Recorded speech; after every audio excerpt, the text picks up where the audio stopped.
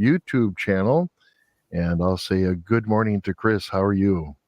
Yeah, I am good, Mark. Very good. Thanks for the opportunity to be on this morning. Yeah, once a month we try to get a chamber update from the Hayward area chamber, and we got a few things to talk about this week, and we'll start off with what's happening this week. Yeah, actually, tomorrow is our monthly Business After Five event. And what that is, it's a social networking opportunity for our various members. Our chamber has about 360 members, and it's something that is hosted by a different member. Okay. Tomorrow night, it's hosted by Enbridge Energy, and it will be at actually Coop's Pizzas, the physical location. So they're working on that together. It starts at, you guessed it, 5 o'clock. That's why we terminate our business after 5. Or And 501. yeah, there you go. After 5. Yeah. And somebody doesn't have to be there right at the beginning. If you can't get there till 5:15, 5:30, hey, come on down anyway. But there's food and refreshments there. And then we do give our hosts a chance to talk about what's new in their worlds. What's up, in this case with Enbridge and Coop's Pizza as well. So we've got door prizes. We've got what's called a 50-50 raffle, although we've got a kind of a variation on that called the Jolly Joker, in which we have a raffle.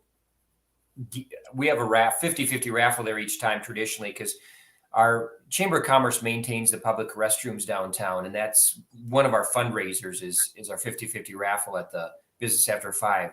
We put a variation on that this year, in which it's called the Jolly Joker, and if you come in and buy a raffle ticket, at the end we draw the winning ticket.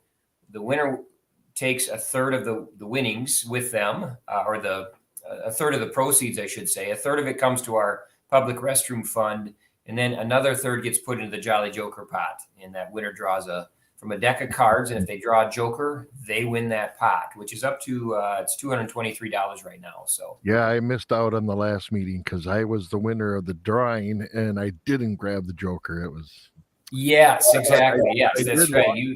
I did walk away with a great door prize, a huge Reese's peanut butter cup. I couldn't believe the size of that thing. I was eyeing that too, Mark. As far as I'm concerned, you got the grand prize. So many folks do go away with some kind of a door prize too. Well, that's the fun thing about the After 5 event. It's just a relaxing time. People can take off their ties if they happen to wear a tie during the day, and have a refreshment, have a little, hors d'oeuvre or a dinner. I'm assuming with being at Coop's Pizza, we're probably going to have pizza or chicken or something that like that is on the menu. And then just visit with other business leaders, business owners, because a lot of these people are small business owners, and they may have 5-10 employees, but they're the ones that's there from opening to closing. And I can think of a lot of businesses that their owners and managers are there from open to close, and they have employees that come through. But it's a great time to visit and get to know about each other. Yeah, it's all of that, Mark. Really, really well put. And we are in the land of small businesses, and we've got such a variety of businesses as a part of our chamber, and it's a great chance for us. Obviously, throughout the year, throughout the month, we're able to be in contact with our different businesses, and this is just a good chance to actually bring them together so they can converse with one another as well. So I know it's something we always enjoy. And again, we have this every month. It's typically the last Thursday of a month. There's a couple of months during the year, depending on the way the calendar falls, that it may be a different other than the last Thursday. But we keep our members well informed of when it's upcoming each month. Sure. Yep. Very cool. And another thing that you can share with other businesses is maybe some employee needs, which I know the chamber has one.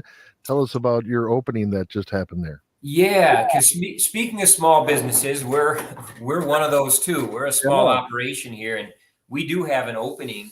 Currently, we don't have openings that often. We just don't have many roles. But we do have an office administrator opening, which is working here in our Hayward Information Center. The schedule will consist of we're looking for somebody that's available a minimum of 24 hours a week. It could be slightly more than that potentially as well. There's going to be a variety of functions. Because we're a small office, we consider all of us are kind of all hands on deck, depending on what comes across the plate, what comes into the office. Yep. But some of the primary functions of this role will be handling our bookkeeping duties. So somebody with bookkeeping experience is going to be very much valued. If somebody doesn't have that, but show the aptitude to be able to learn and the willingness to learn bookkeeping functions, that's possible too. So we wouldn't rule out somebody if they don't come up with loads of bookkeeping experience. And then there's just various administrative functions that go on each and every day, that we're here. So if I was kind of throwing out the key attributes for somebody to succeed in this position, I'd say, communication skills, both verbal and written, are very important. Yep. Attention to detail is something that we place high value on. And foremost or greatest of all is a strong customer service orientation. Mm-hmm. So that's something, those are some key attributes. If you or someone out there, might have an interest in a position like that, we'd encourage them. You can go onto our website, give me a call directly if you'd like to talk more about it. And that number would be 715-634-8662. But yeah, right now with that opening, we're just in the process of putting the word out to everybody out there, because we'd love to see a strong applicant pool come forth.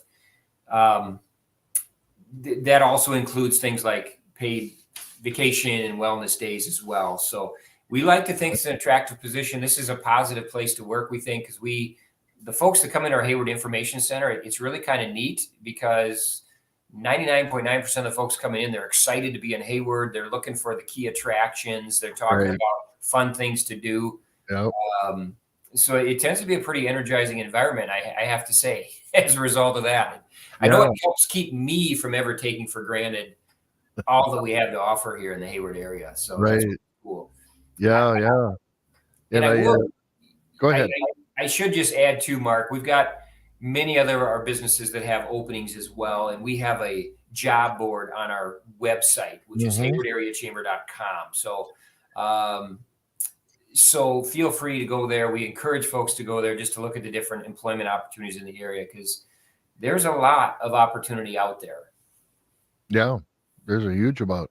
And I know a lot, like you said, we're a community, a town that a lot of people come to on vacation for our special events. And one of the big special events I know in the summer is Muskie Fest. I have a lot of relatives out of Minneapolis that say, "Oh, when's Muskie Fest this year? We want to come up and be part of that." I have actually one of my daughters and her grandchildren always look for the Muskie Fest dates. They set up their camping reservations at KOA, and they're ready for Muskie Fest coming up. So talk a little bit about that. Yeah, and I will start with the dates.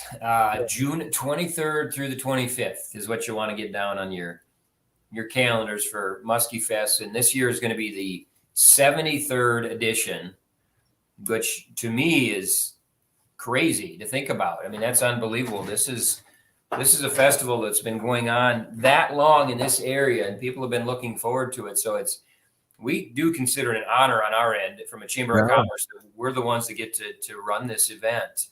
It's a lot of work, but it's kind of an honor to do that. I can totally admit to that. And it's a year-round endeavor as far as the planning.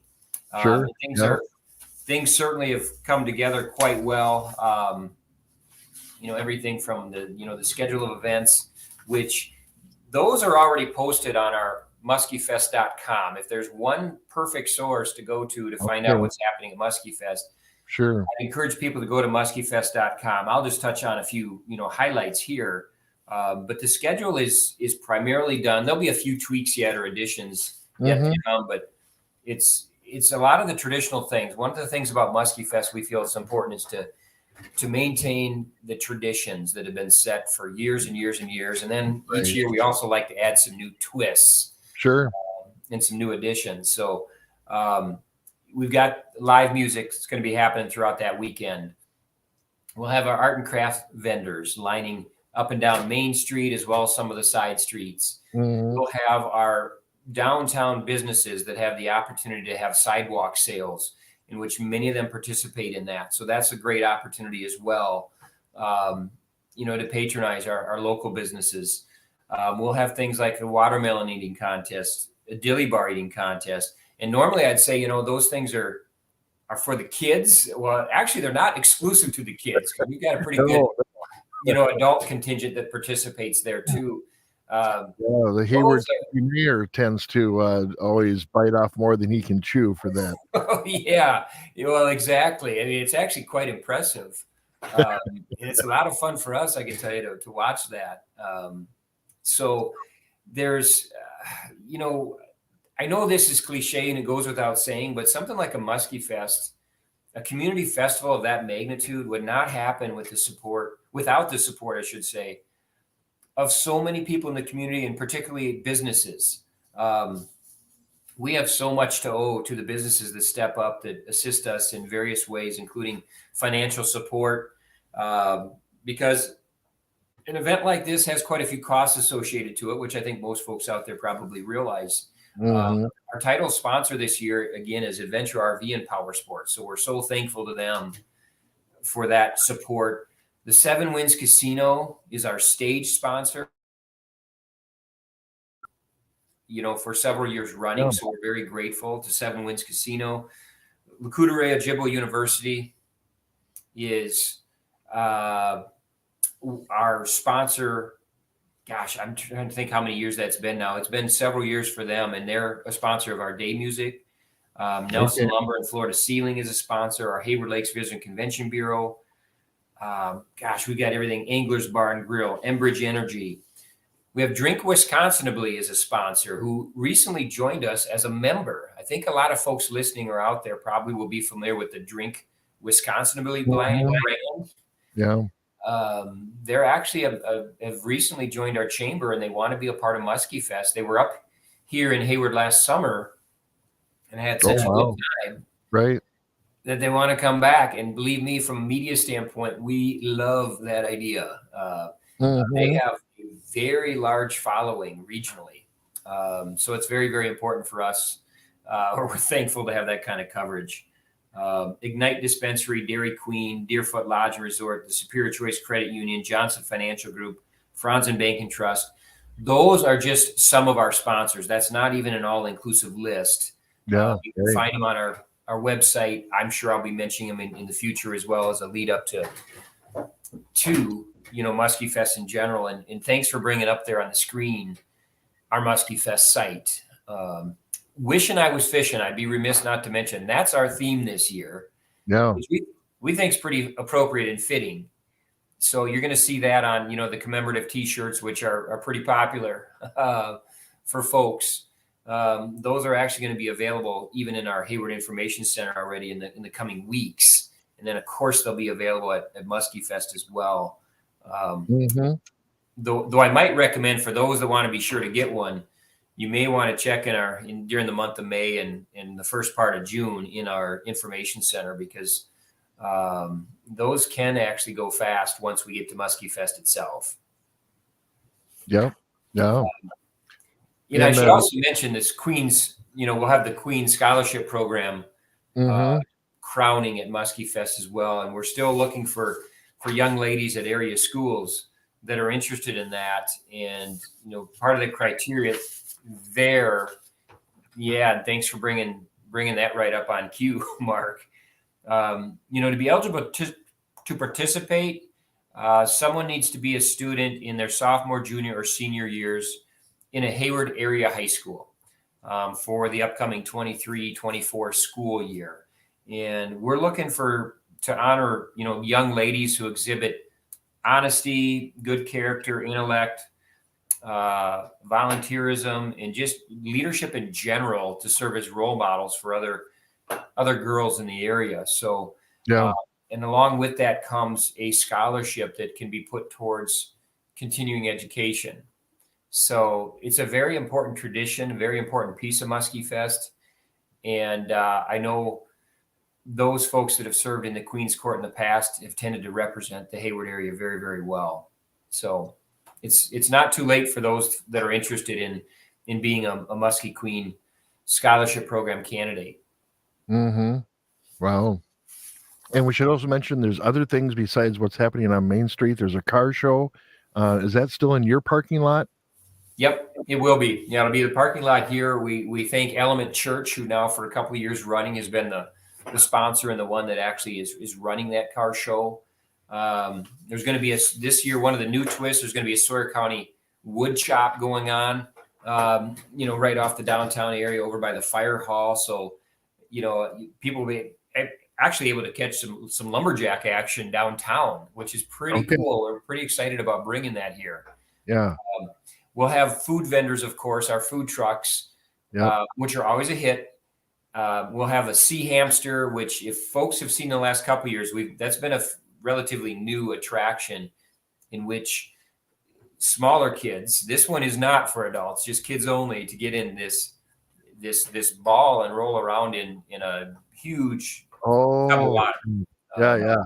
There's tended to be long lines at that mark. So, and of course we have the carnival that will be coming to town yet again too. And we thank St. Joseph's Catholic Church because we use their lot for that carnival that will be taking place throughout the Muskie Fest weekend. Sure. And there'll be a fishing contest as normal.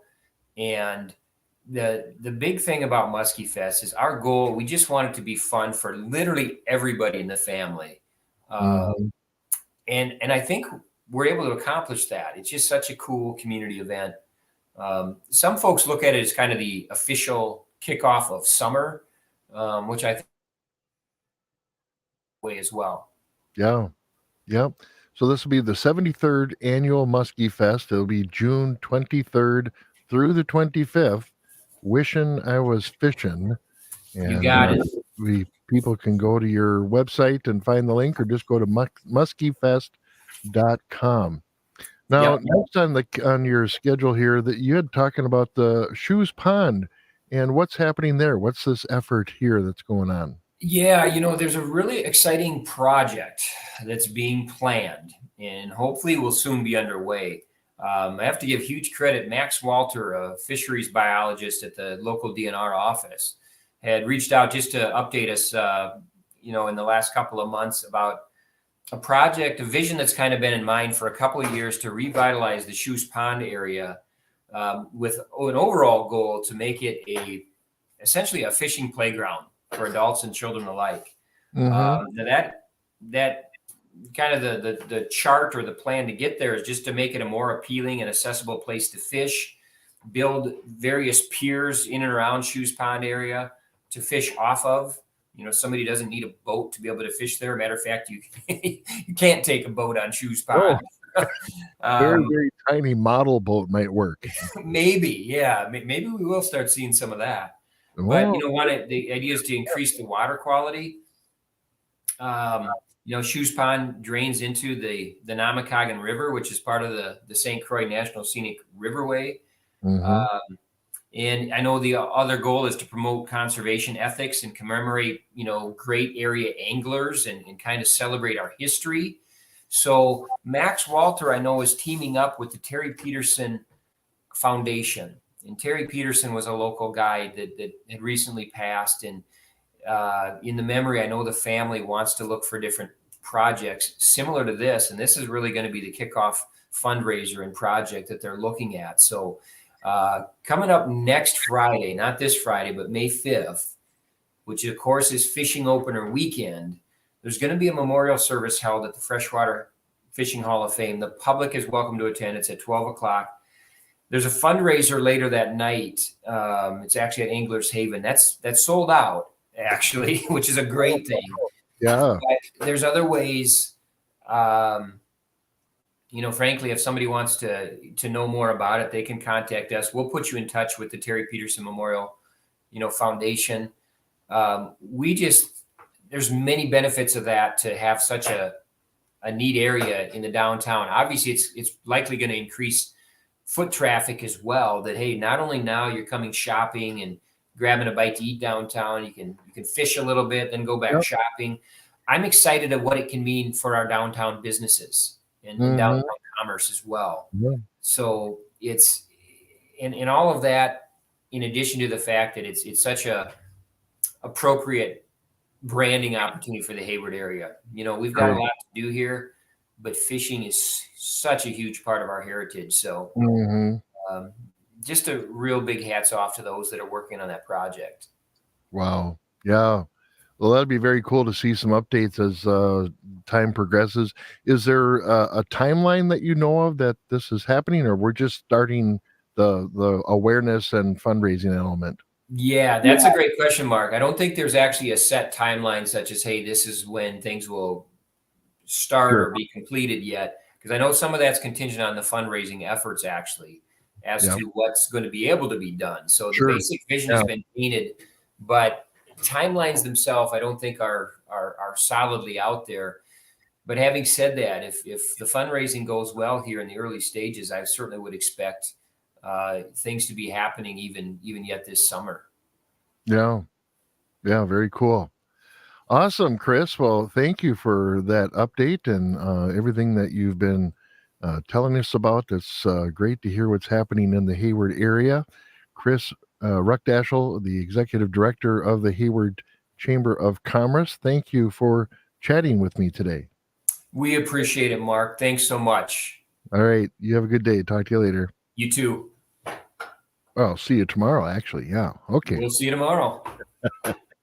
All right. And if you want to hear that